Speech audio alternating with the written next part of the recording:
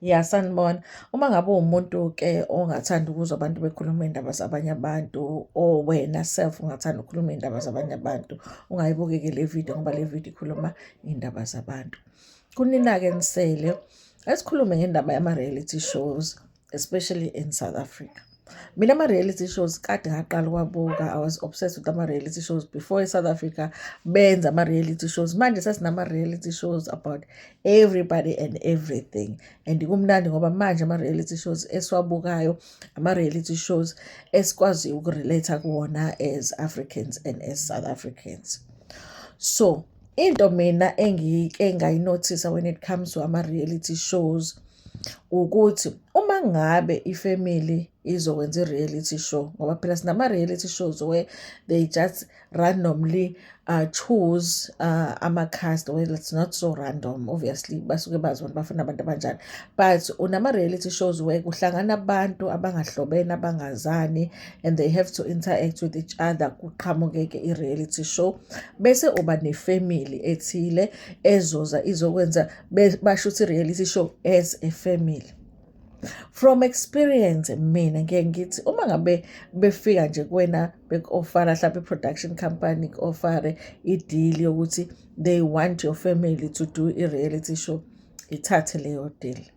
Ithathe ngobani? Ngoba ama-reality shows, even though abantu besho ukuthi awakhokheli imali eningi, but eza with a lot of opportunities. Ukuvela nje kuMzansi Magic, you guys, ubonwa abantu abaningi kakhulu. Ngisho ngakuthi ubunebhizinisana lakho nje belicikizela once wavela lapha kuMzansi Magic, uma ngabe uhlakaniphile uyakwazi ukuthi uyisebenzise leyo opportunity ukuthi ukhulise ibhizinisi lakho. Whatever it is that you want to explore after you appear on Mzansi Magic, if ukwazi ukusebenzisa ama-opportunities, it should be better. So uma bekunika i-deal, mina ngibona ngathi vele ithathe leyo deal nishuthe that one season. Kodwa ungayivumi isizini yesibili, yesithathu, yesine or yesingaki. Enza nje isizini eyodwa uma ngabe niyifamily. Yini ngithi enza isizini eyodwa? Ngithi enza isizini eyodwa uma kuwukuthi unendaba nefamily yakho and unendaba nama-relationships akwifamily yakho. From experience, ayikho i-reality show engake ngayibuka la khona abantu abethe uma benza i-reality show each season abayenzayo ama-relationships abo a-improve or ama-families abo a-improve. Each season esiyibona kwi-family, ama-relationships will get worse and worse and worse. Kwenziwa yini lokho?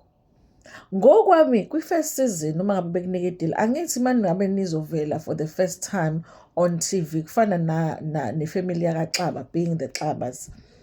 Uma ngabe nivela for the first time on TV, everything is new to ama-viewers, so everything is content. uXaba has been married before. How many times has he been married? Now he is married to somebody that is half his age, but they are still having kids. Ngapho ney'ngane ezubani bathi 23 or 30 angazi, and then they are stepmothers, and then they are stepkids. All of that is content because all of that is new to us. Ukuthi ubani ozwana nobani, uSwazi uyazwana noThiko kodwa akazwani noSihle, and then there's noNhle, and then nangu noNdu nobaba wakhe. Kuningi nje okuba i-content. So uma ngabe bekwazile kahle ukuyihlanganisa kahle isizini yokuqala ye-show, then i-content iba good, abantu babe interested kuyona, and then everyone that is part of a reality show can just use that opportunity to explore other things. Individually, ama-family members can even go and do other reality shows instead of continuing with this reality show. For an example, koXaba nje uNdu sengahamba aye laphayana kwi-Big Brother ngoba vele useyaziwa manje, uyabona, usengangisho kwi-celebrity Big Brother. You understand what I'm saying? Mhlambe nje sebengamthatha laphayana unkosikazi kaXaba ahamba yongena kwi-Real Housewives, kwazi bani, you know. Kodwa as a family, it is not a good idea to do more than one season. Umuntu oke wahlakanipha kakhulu when it comes to that, uBaba uNgcopho, uHasheli Mhlophe.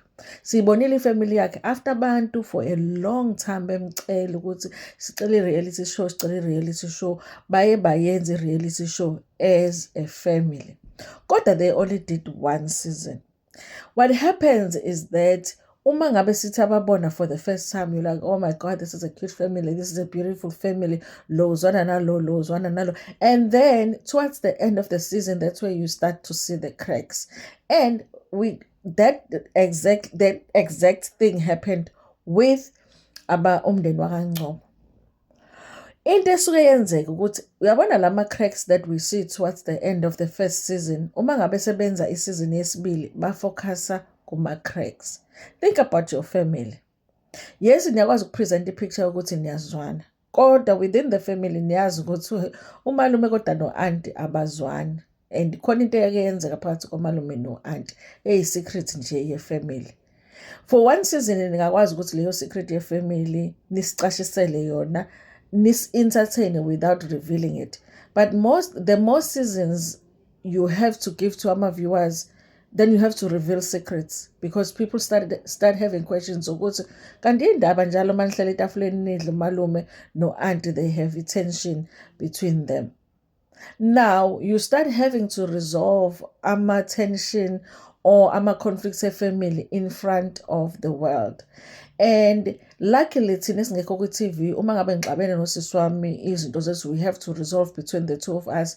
Only the family will know ukuthi kwenzekani, and it ends there. Yes, mhlawumbe ama-families and cousins and whatever, they might have opinions, but it ends there. But mawusuku i-TV, it doesn't end there.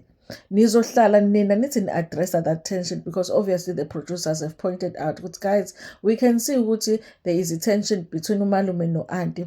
We feel like this is going to be a good storyline because there are so many families that have this very same issue. We feel like if you can just go deep and see resolve the issue, nizosizakala wena anti nomalume nizogcina nikwazi ukuthi ni-understandane, abantu they will relate to the storyline, and also you get a good reality show. Now, u-anti nomalume bahlale phansi, then they obviously before you resolve something, you're going to have a confrontation about whatever it is that happened between umalume no-anti. Then after that bazama ukuresolve izinto. Nakhona ngithi reality show, so it might not be resolved nge-sitting eyodwa.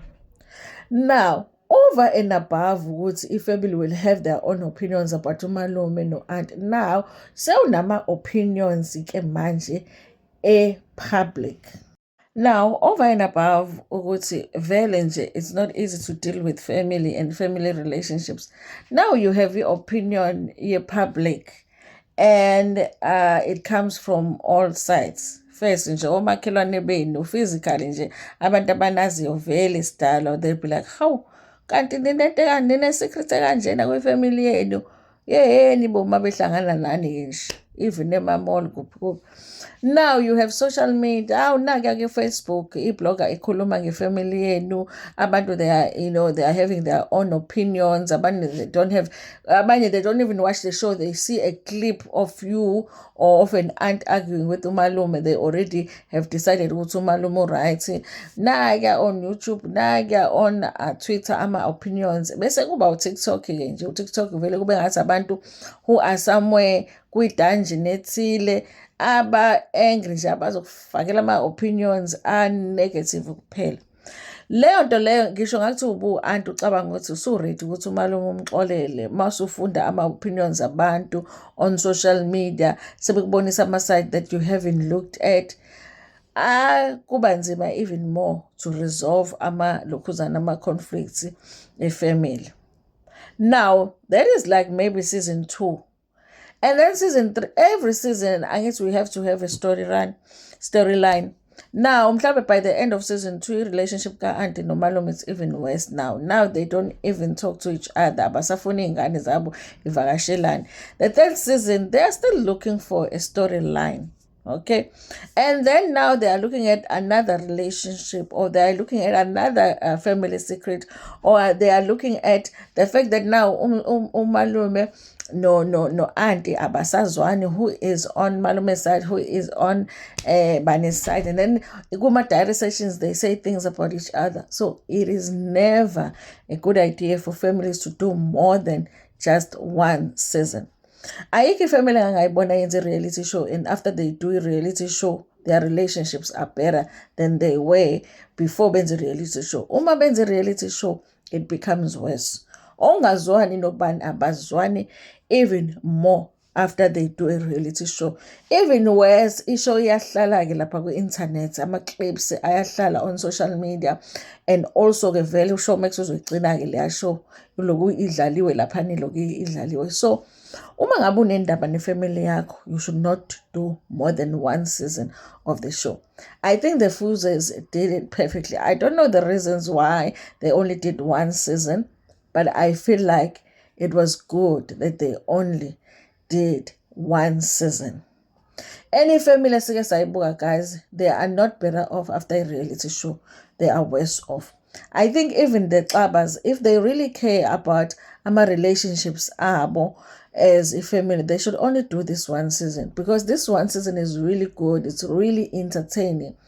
But let me tell you, the more they do the reality show, the more seasons they do, the more they'll be required to perform, basically. Because whatever it is that the producers feel can bring more drama and entertainment to the viewers, that is what they will focus on.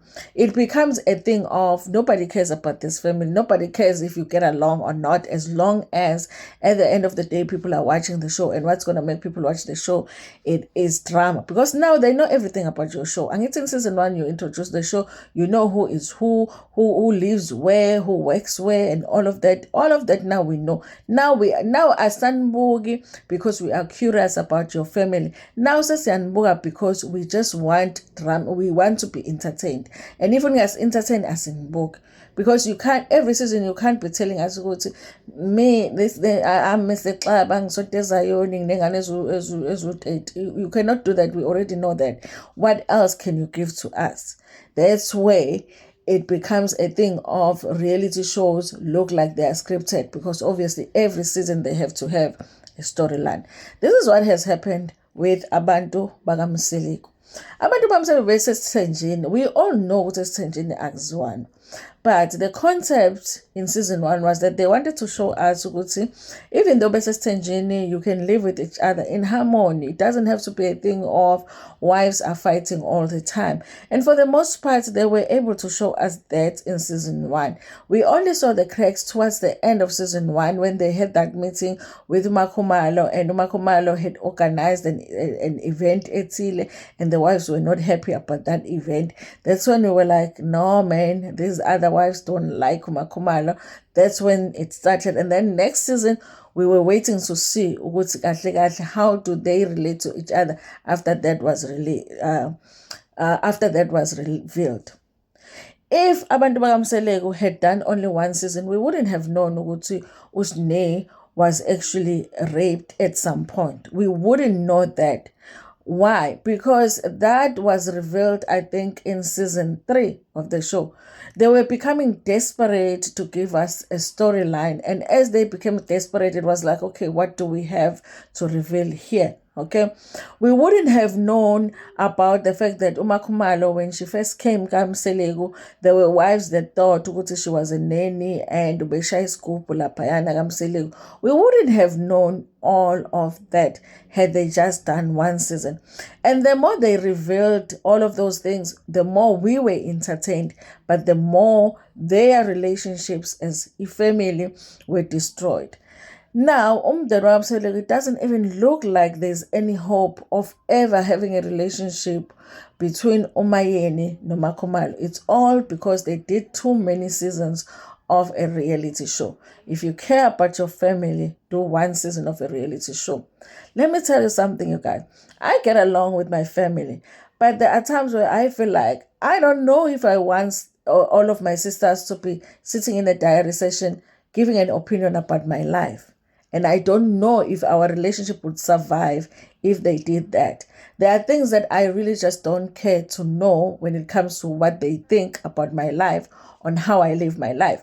But if they gave their opinion, it would destroy our relationship. So what is the point of me knowing what my sister thinks about how I parent my kids? Okay, I just parent how I parent. But if she had to sit in a diary and say something negative about that, I don't know if our relationship will survive that.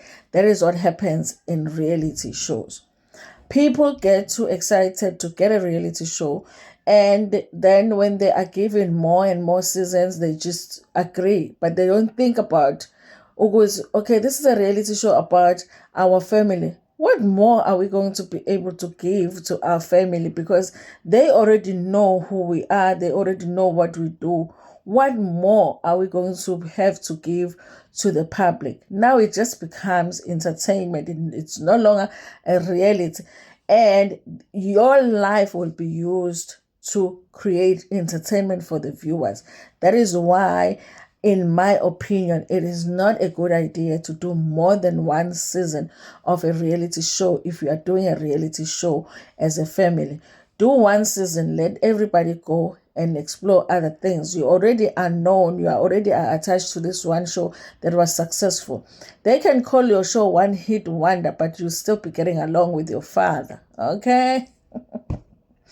Anyway, thank you so much. Goodbye.